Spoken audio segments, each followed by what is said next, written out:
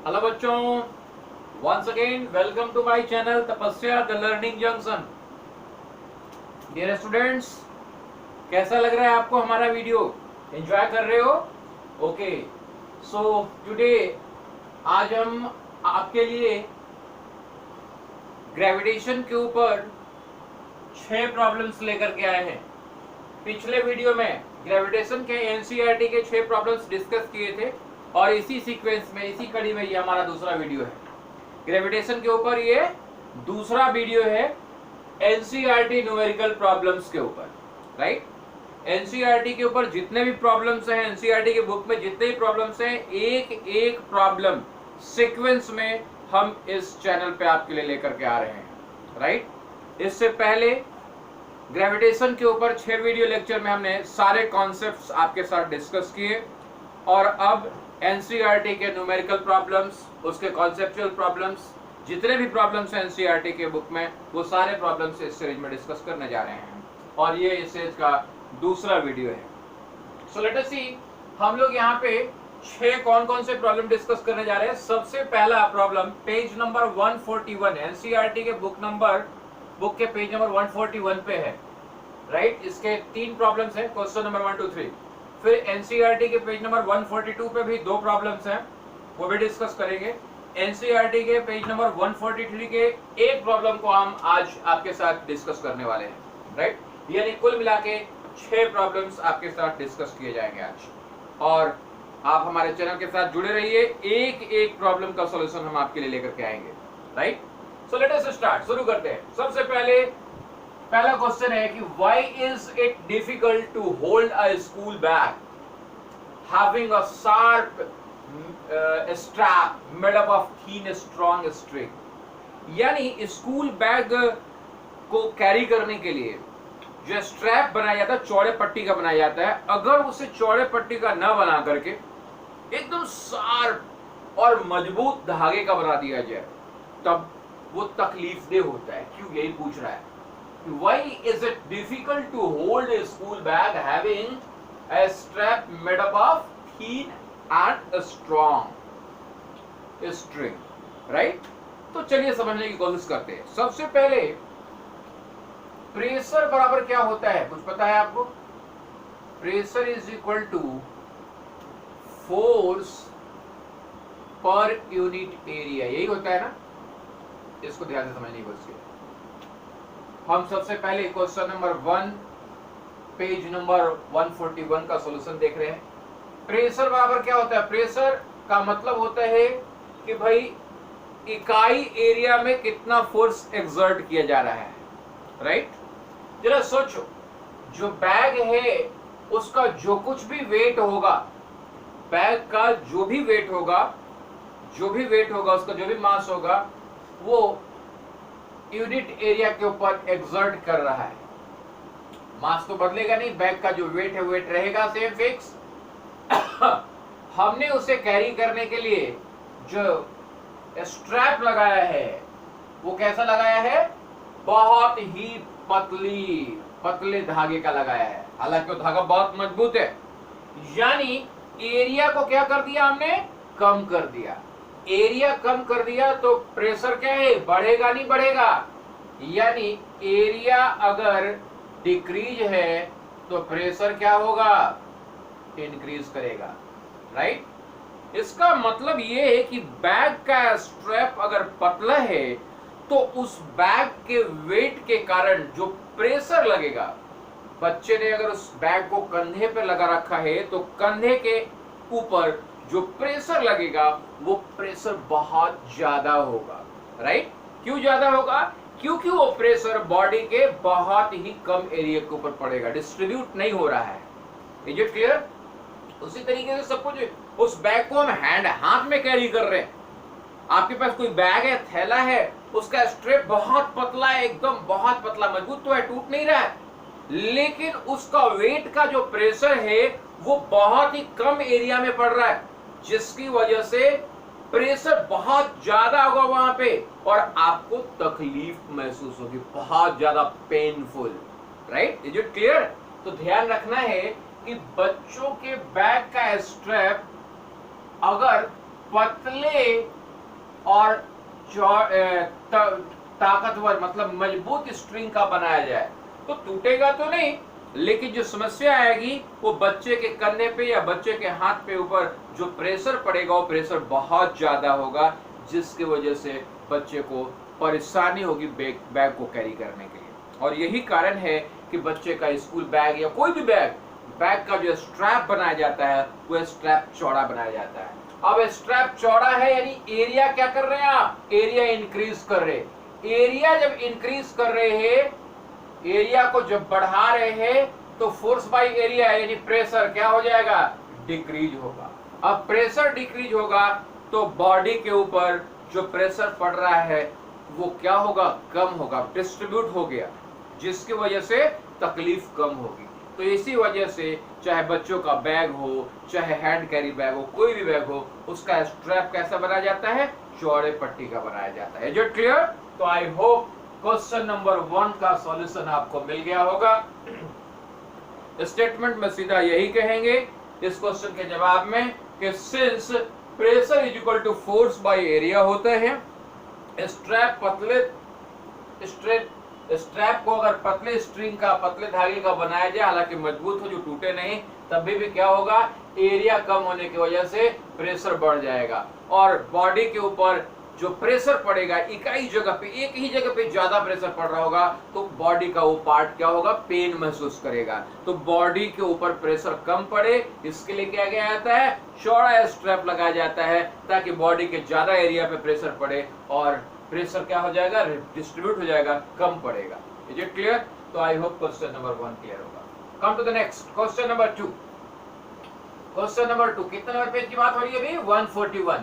कह रहा है कि what do you mean by bouncy, right? तो आप जानते हो इसे, जब भी एक ऑब्जेक्ट को किसी फ्लूइड में, जनरली लिक्विड की बात करते हैं हम, लिक्विड के ऊपर रखा जाता है, लिक्विड में डाला जाता है तो क्या होता है, उसके ऊपर उस लिक्विड के द्वारा एक फोर्स एक्सर्ट होता है, अपवर्ड फोर्स एक्सर्ट होता है, राइट? यानी सपोज आप एक बकेट में पानी ले लो और कोई भी ऑब्स्टिकल, कोई भी ऑब्जेक्ट उसके अंदर डाल दो, तो इस ऑब्जेक्ट के ऊपर इस लिक्विड की वजह से एक फोर्स एक्सर्ट होगा। इस फोर्स को क्या कहते हैं, अपथ्रस्ट फोर्स कहते हैं, अपथ्रस्ट फोर्स कहते हैं, या इसे बायोनेट फोर्स कहते हैं। तो माय डियर फ्रेंड, ये जो अपथ्रस्ट फोर्स इसके ऊपर लग रहा है, ये अपथ्रस्ट फोर्स क्यों लगता है, क्योंकि ये ऑब्जेक्ट लिक्विड के इस पोर्शन को यहां से हटाकर अपना जगह बनाता है। जितना वेट हमारे इस लिक्विड का होता है जो डिस्प्लेस हुआ है, उतना ही वेट के बराबर का फोर्स इस ऑब्जेक्ट के ऊपर की तरफ लगता है, राइट, अपवर्ड डायरेक्शन में। और इसी टेंडेंसी को हम क्या कहते हैं, बायंसी टेंडेंसी कहते हैं, राइट?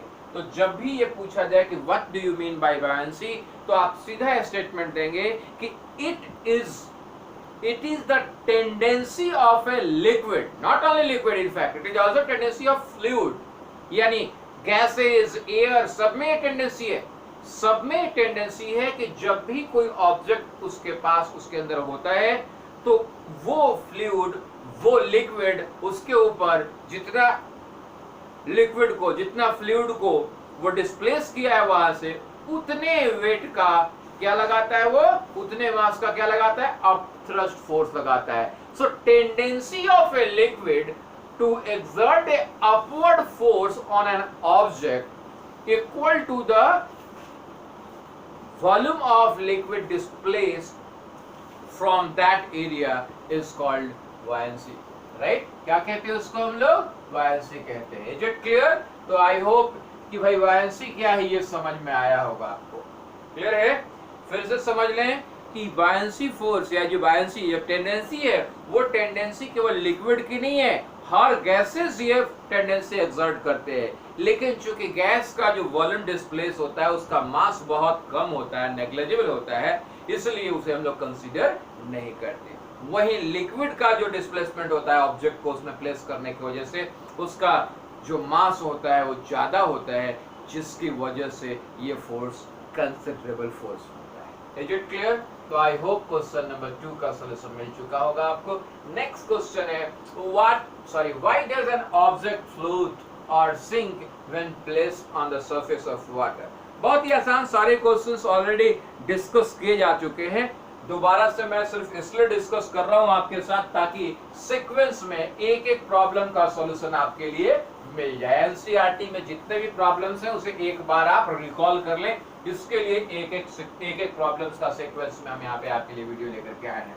क्वेश्चन नंबर 3 क्या कह रहा है कि why does an object float. एक ऑब्जेक्ट पानी में अगर रखा जाता है तो फ्लोट क्यों करता है या फिर सिंक डूब क्यों जाता है when placed in the on the surface of water, right? तो ध्यान रखो, जब भी एक ऑब्जेक्ट को पानी के सरफेस पे रखते हो तो क्या होता है, इसके ऊपर दो फोर्स एक्ट करता है। दिमाग में यही बात याद रखना है, पिछले वीडियो लेक्चर में मैंने डिस्कस किया था आपके साथ। इसके ऊपर दो फोर्स एक्ट करता है। एक फोर्स डाउनवर्ड फोर्स होता है और ये फोर्स होता है वेट ऑफ एन ऑब्जेक्ट।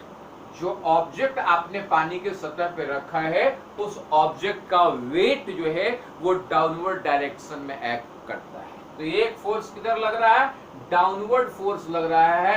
कितना लग रहा है, जितना इस ऑब्जेक्ट का वेट है, राइट। और दूसरा फोर्स एक लगेगा अपवर्ड फोर्स, जिसे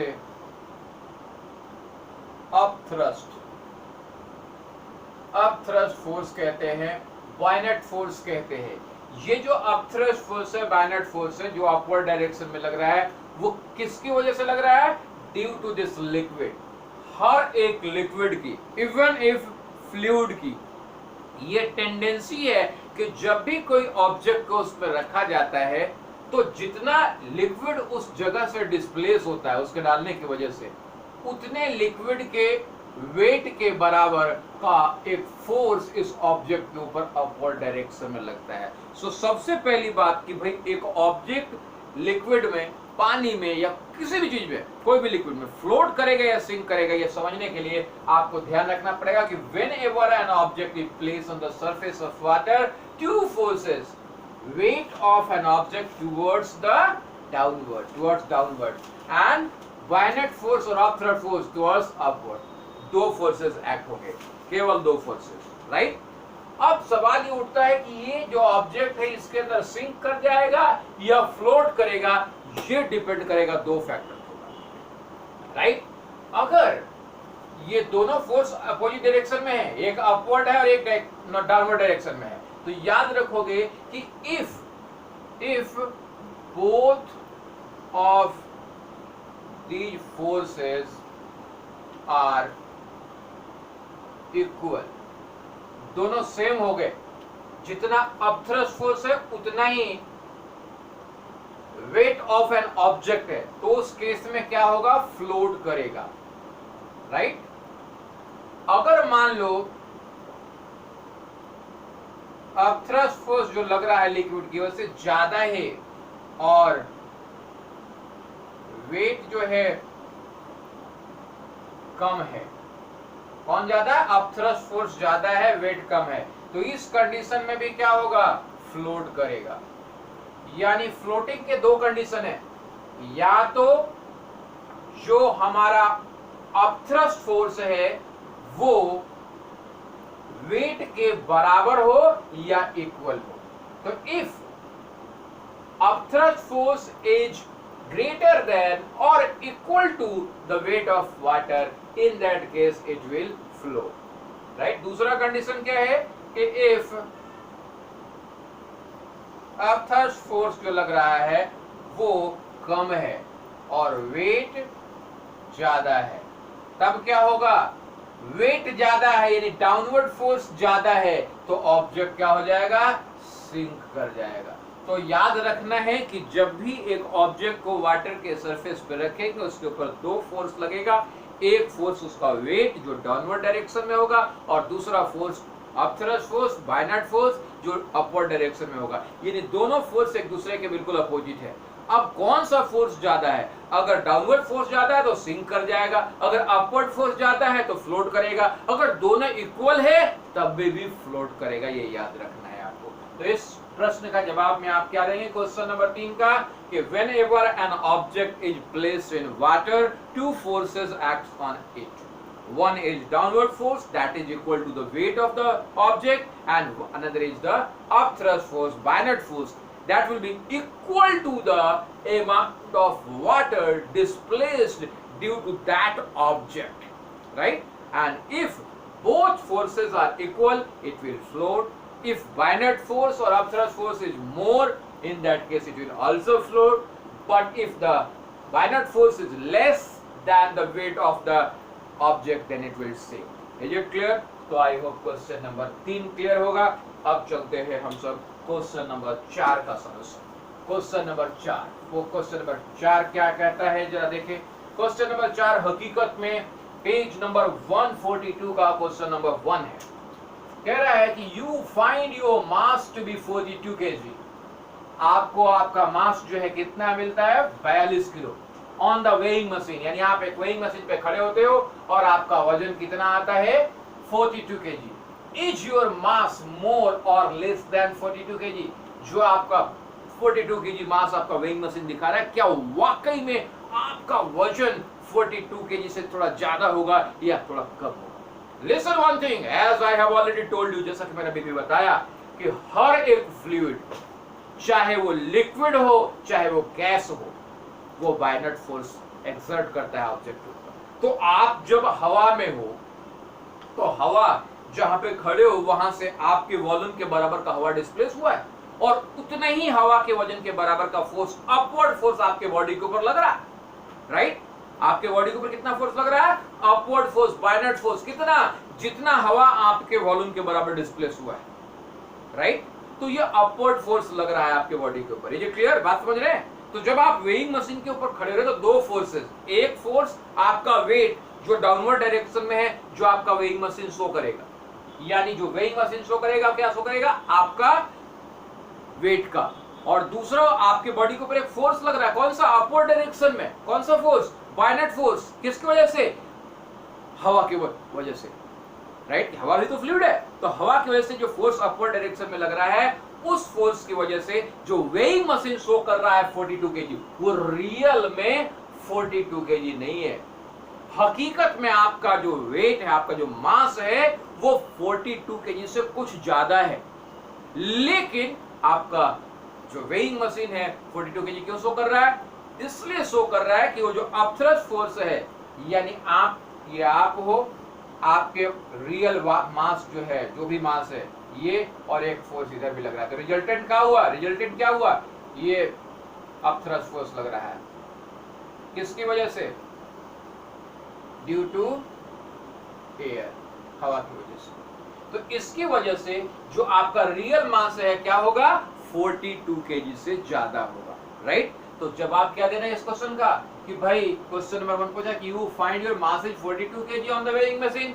वेइंग मशीन 42 किलो बता रहा है, लेकिन चूंकि वेइंग मशीन हमारा 42 किलो क्यों बता रहा है? क्योंकि हमारे ऊपर एक हवा की वजह से ऊपर के डायरेक्शन में फोर्स लग रहा है, जिसकी वजह से वेइंग मशीन 42 kg बता रहा है। लेकिन रियल मास हमारा क्या होगा? 42 kg से थोड़ा ज्यादा होगा। कितना ज्यादा? जितना वॉल्यूम हमारे बॉडी की वजह से एयर का डिस्प्लेस हुआ है, उस एयर के वॉल्यूम के बराबर का वेट हमारा रियल में मास हमारा ज्यादा होगा। ये क्लियर?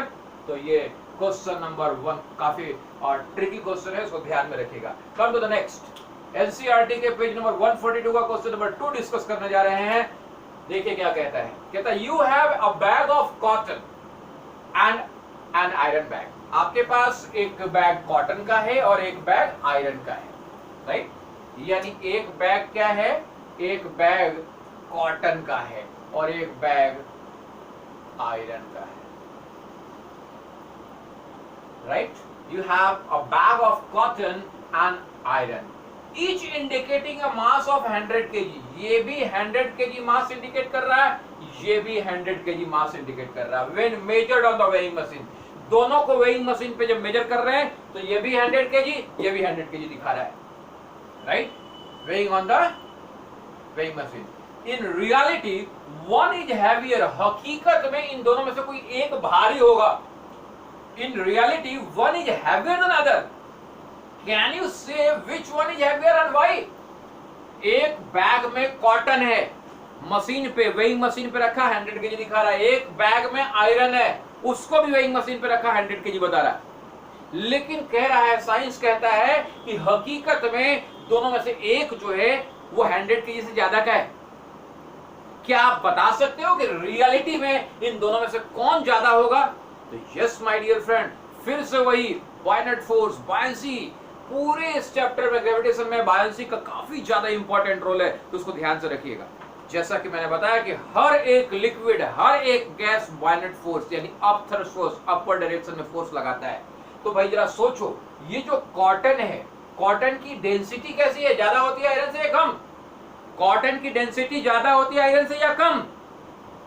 बहुत कम, जिसकी वजह से कॉटन का जो वॉल्यूम होगा, 100 केजी कॉटन का जो वॉल्यूम होगा बहुत ज्यादा होगा, ह्यूज वॉल्यूम ऑफ कॉटन। तो जब वेइंग मशीन पे उसको रख रहे हैं तो ह्यूज अमाउंट ऑफ एयर को डिस्प्लेस करेगा, ज्यादा एयर डिस्प्लेस करेगा, ज्यादा एयर डिस्प्लेस करेगा। इसका मतलब बायंसी फोर्स, बायनेट फोर्स जो होगा वो ज्यादा होगा, अपथ्रस्ट फोर्स ज्यादा होगा। जब वेइंग मशीन पे इसे तौल रहे हैं, अपथ्रस्ट फोर्स ज्यादा लगा रहा है, तो इसका मतलब 100 केजी दिखा रहा है, लेकिन रियलिटी में ये 100 केजी से बहुत ज्यादा है। Is it clear? आयरन का बैग है, आयरन की डेंसिटी कितनी है? कॉटन की अपेक्षा बहुत कम या बहुत ज्यादा? याद रखोगे, आयरन की डेंसिटी बहुत ज्यादा होती है, यानी बहुत कम अमाउंट, कम वॉल्यूम कवर करेगा 100 केजी आयरन। 100 केजी आयरन जो है वो बहुत ही कम वॉल्यूम कंसिडर करेगा। तो जब इसे वेइंग मशीन पे रखें तो ये कितना वॉल्यूम एयर का वहां से डिस्प्लेस करेगा? अपने वॉल्यूम के बराबर। तो इस पे भी अपथ्रस्ट फोर्स लगेगा, इसके भी ऊपर बायनेट फोर्स लगेगा, लेकिन कितना? जितना ये आयरन का वॉल्यूम एयर डिस्प्लेस करेगा, यानी लेस होगा। ये जो एयर डिस्प्लेस कर रहा है, बायनेट फोर्स जो लगेगा वो कम होगा।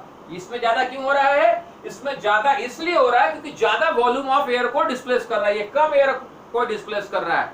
तो जरा सोचो, इसके ऊपर कम ऊपर वाला फोर्स लगा और ये 100 केजी शो किया, तो रियल, और इसके ऊपर ये भी 100 केजी शो कर रहा है, ये भी 100 केजी शो कर रहा है, इसके ऊपर वाला फोर्स ज्यादा है, उसके बावजूद भी 100 केजी शो कर रहा है। इसका मतलब है कि रियलिटी में ये जो कॉटन है उसका मास, इस कॉटन का मास 100 केजी से बहुत ज्यादा होगा विथ रिस्पेक्ट टू आयरन, यानी ये ज्यादा होगा। क्या कह रहा है? कह रहा है कि वन इज हैवियर। कौन हैवी होगा? कॉटन। क्यों हैवी होगा? जबकि मशीन तो दोनों 100 केजी शो कर रहा है, वो इसलिए हैवी होगा।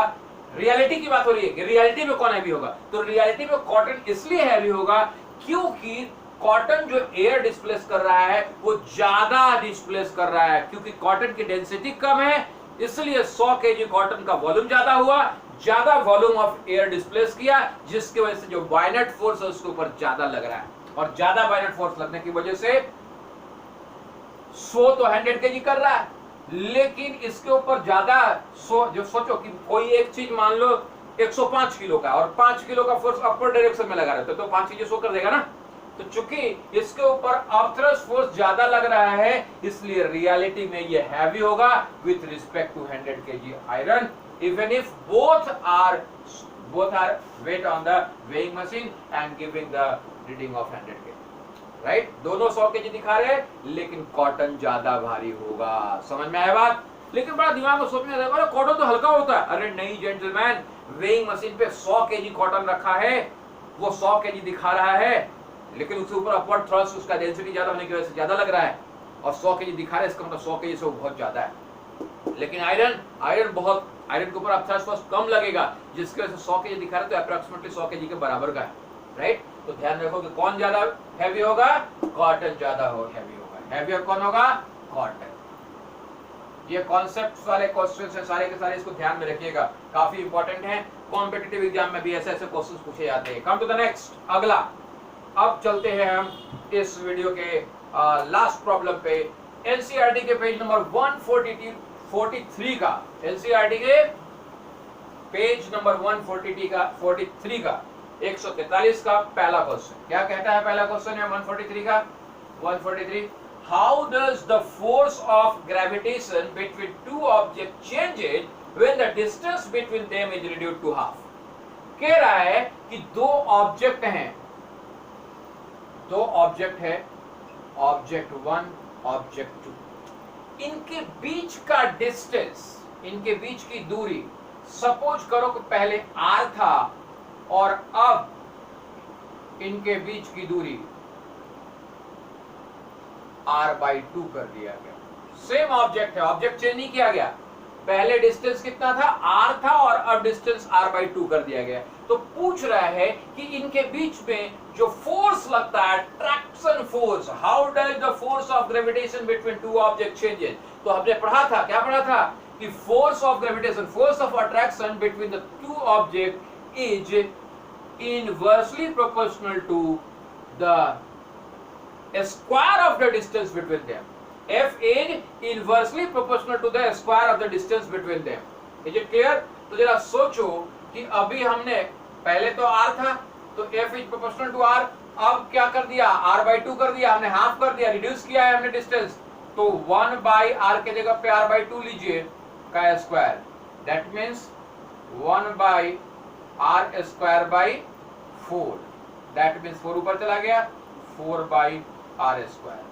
यानी जरा ध्यान से देखो, पहले जब डिस्टेंस r मीटर था तो फोर्स 1/r² के प्रोपोर्शनल, और अब किसके प्रोपोर्शनल? 4/r² के प्रोपोर्शनल। इसका मतलब डिस्टेंस को हाफ करने से फोर्स क्या हो गया? Force becomes 4 times more.